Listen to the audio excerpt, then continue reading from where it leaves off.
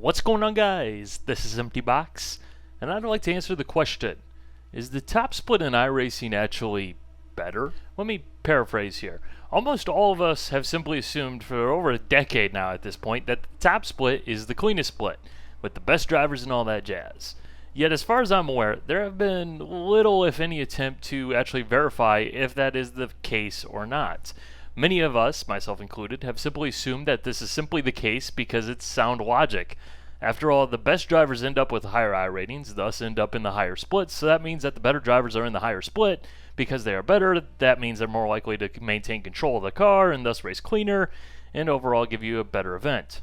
But that's simply assuming, and after a decade of this assumption on iRacing and a perceived decline in the quality of racing that I've seen in the last few years, it's time to dig deeper. For those of you guys who don't want to see data, to answer the question quickly, outside of the highest splits on the ovals, you probably won't find appreciably cleaner racing in a different split, and in many cases, the data suggests that the higher splits actually feature far more incident-prone behavior.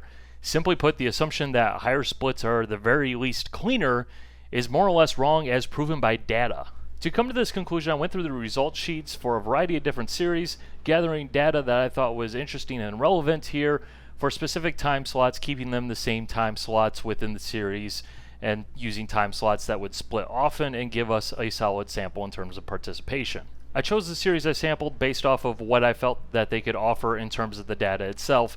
Obviously, they have to be popular enough to split on a regular basis, and I also discounted multi-class series right off the bat because inevitably the way the multi-class splitting system works would tremendously skew the data and would throw everything into question and we wouldn't get an accurate reading. If you'd like to go ahead and take a look at the data that I gathered, you can find a spreadsheet listed down below. In this video, I'll only include the averages per series so as not to scare people with all of the numbers because I did collect data on 219 total races after all. Yes, this has taken 2 weeks and I'm absolutely tired of looking at data, and I never want to see an iRacing results sheet ever again. But alas, let's go. On the oval side, I gathered data from both of the NASCAR iRacing series, fixed and open. For both series, I sampled races from Atlanta, Phoenix, and both weeks of Bristol, Talladega, Kansas, and Michigan. In this case, I chose these tracks for 2 reasons.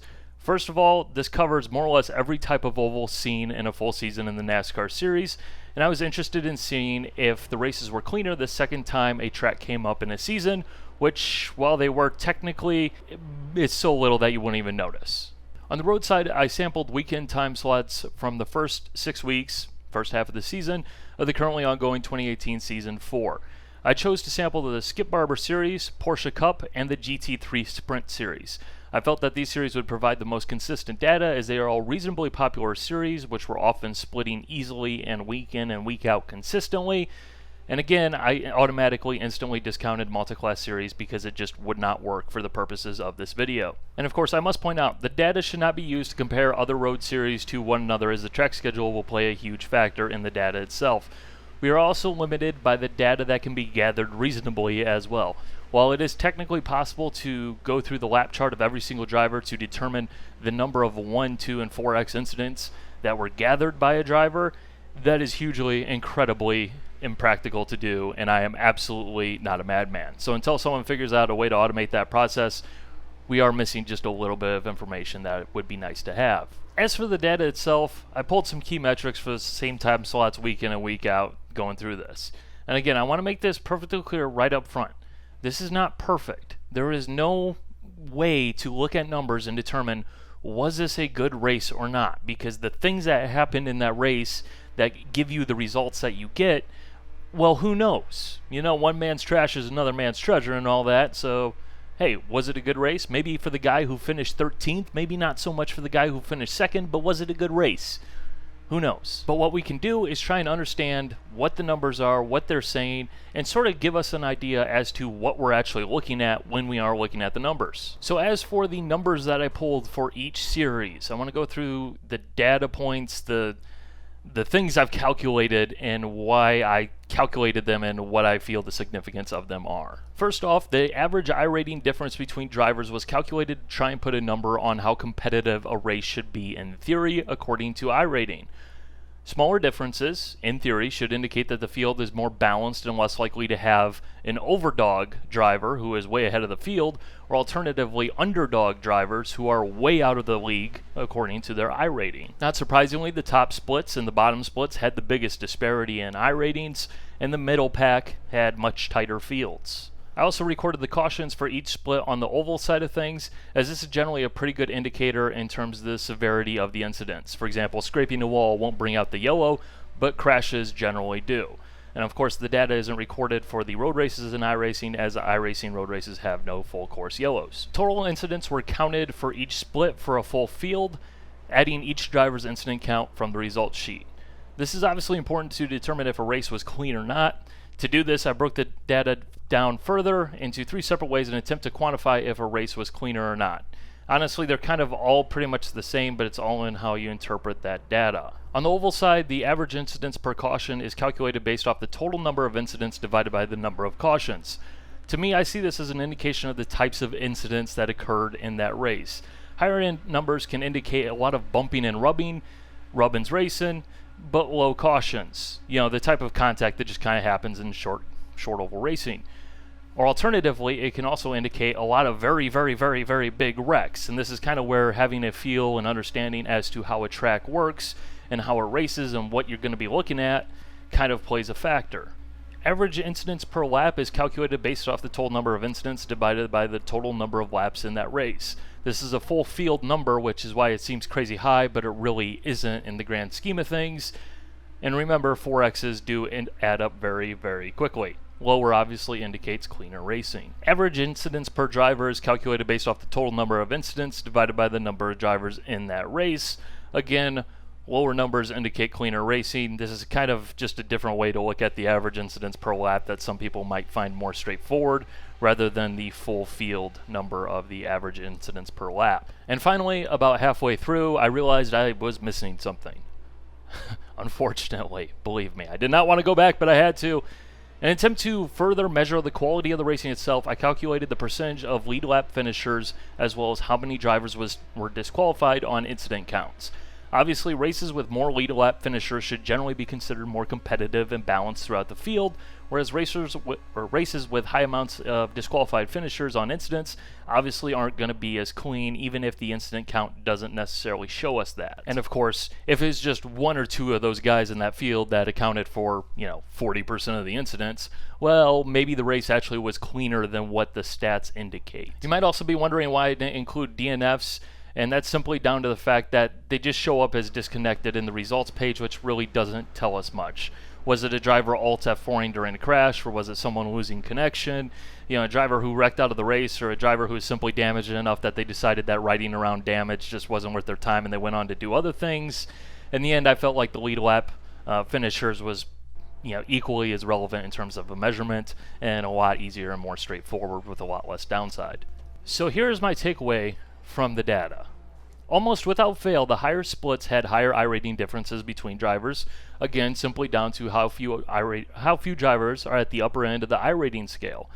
Anecdotally, I'll also mention that on the oval side, it was fairly common to see higher car numbers do well in a race, while on the road side, more often than not, the lower numbers were up at front, as expected. I didn't track that data as it wasn't something that I viewed as important, but just something worth pointing out. And again, that is not necessarily shocking or surprising. Now on to the meat and potatoes, and that is the incident count and that breakdown. And well, let's start with the oval side, as it's actually relatively straightforward and works the way that you would probably assume. First off, the oval series themselves are pretty similar. Open was slightly cleaner, but featured lower lead lap finishers, which indicates that those races may not have been quite as competitive, again, as you'd probably expect with an open setup competition versus a fixed setup competition. But surprisingly, the numbers were close. Very close. And honestly, I'd put the slight improvement in cleanliness of the racing itself more so down to the fact that the setups break the pack up a little bit more, and that's about that. Probably the same caliber of driver throughout going on. In the fixed series, the top split featured the lowest average incident per lap by a healthy margin, while the other splits on average featured relatively similar numbers, and the point where eventually you get to the mid-pack and the numbers are all kind of the same throughout the rest of the field on down. The Open Series was similar as well, with the cleanest racing occurring in the top split, but there was a more linear progression to the higher incident counts of the lower splits. Again, this is all kind of sort of what we'd expect and sort of assume to happen. There was nothing on the oval side of things that absolutely shocked me. Although I will say an interesting observation is that the average incidents per lap for the full field on ovals is surprisingly similar across all track types.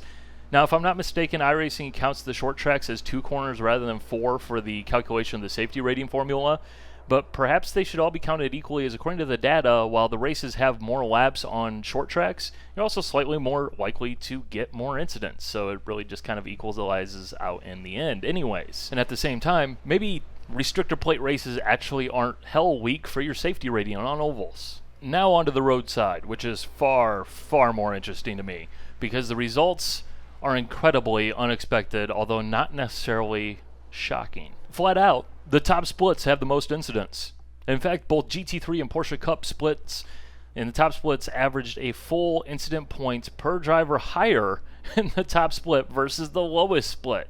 Even the Skip Barber itself, a series that's renowned for quality racing, was still half a point difference, with the lower split still having a lower incident count. Incident disqualifications were also more common in higher splits rather than lower splits. Now, there has to be an explanation as to why this is happening, so I'm just trying to think through here. As for a couple of reasons why this could be, well, for one, obviously the racing is closer in the higher splits potentially. You see more lead lap finishers, you'd figure that the racing is going to be closer, cars are battling out, hey, incidents are going to happen. However, it's pretty consistently much higher in these higher splits, whereas when we look at the oval data, that's not what we see at all. And the oval races are going to be much, much, much, much closer than road races will be on average. Not to mention that in oval racing, you have cautions to bunch the field back up. So I don't think it's just a simple matter of, oh, well, the field is closer and more competitive, so that explains why there's far more incidents occurring in the higher splits than the lower splits on the road side. Rather, I believe strongly that what is happening is drivers in the top split in the non-rookie series don't care about safety rating. To me, this data points out a systematic failure within iRacing systems.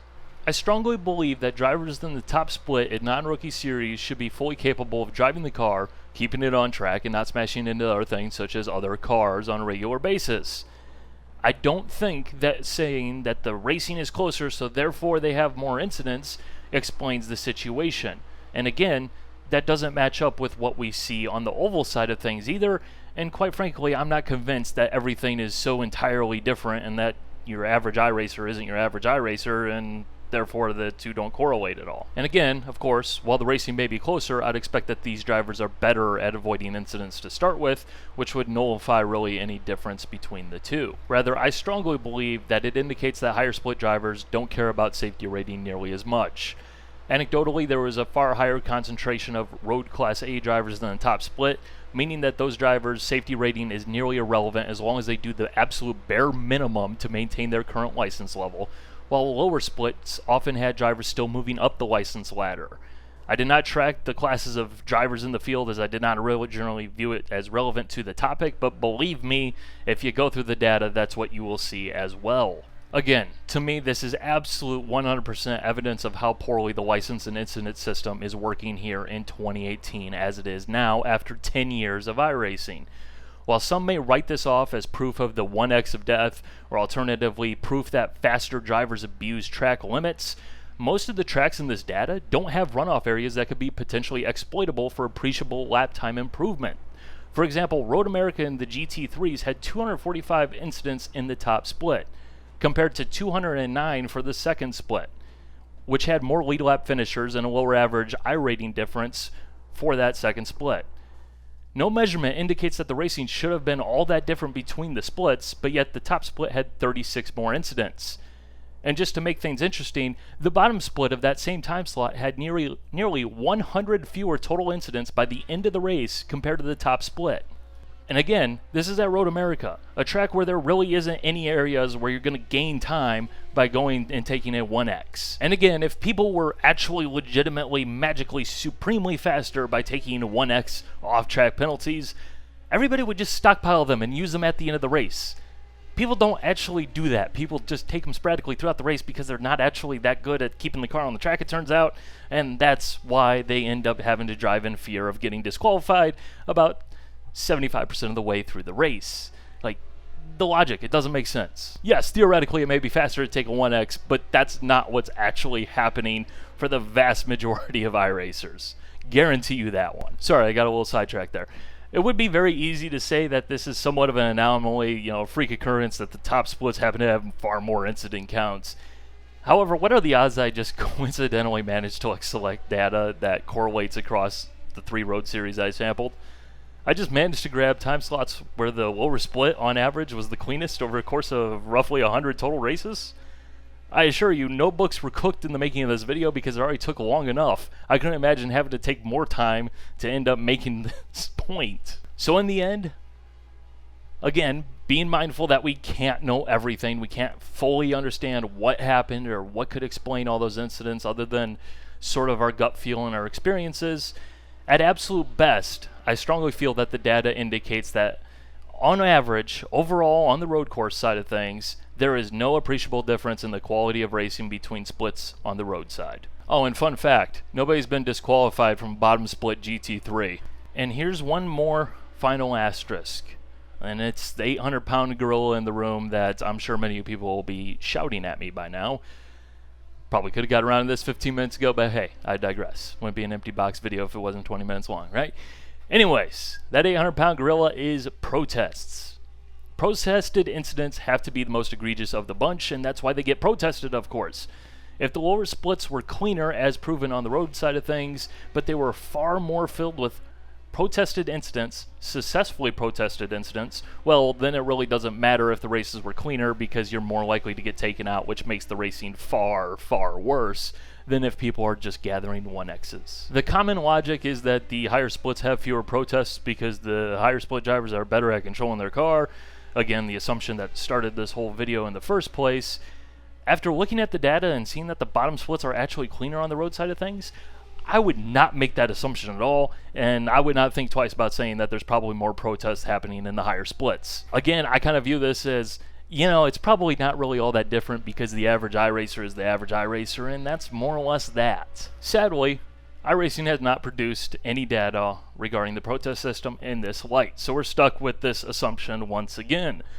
Unfortunately, the most data that they've released on the protest system as a whole came in August 2012, in which they basically broke down the types of incidents being protested, as well as, at the time, 51% of all protests were successful. In that post, they also went on to say that we'll continue to do a report after each season and provide the statistics via a blog or forum post, to which they have not done since. For giggles, while working on this video, I reached out and poked them on Twitter a couple times asking to see if they're going to produce any data anytime soon. Heck, even just say flat out, yeah, no, we're not going to do that.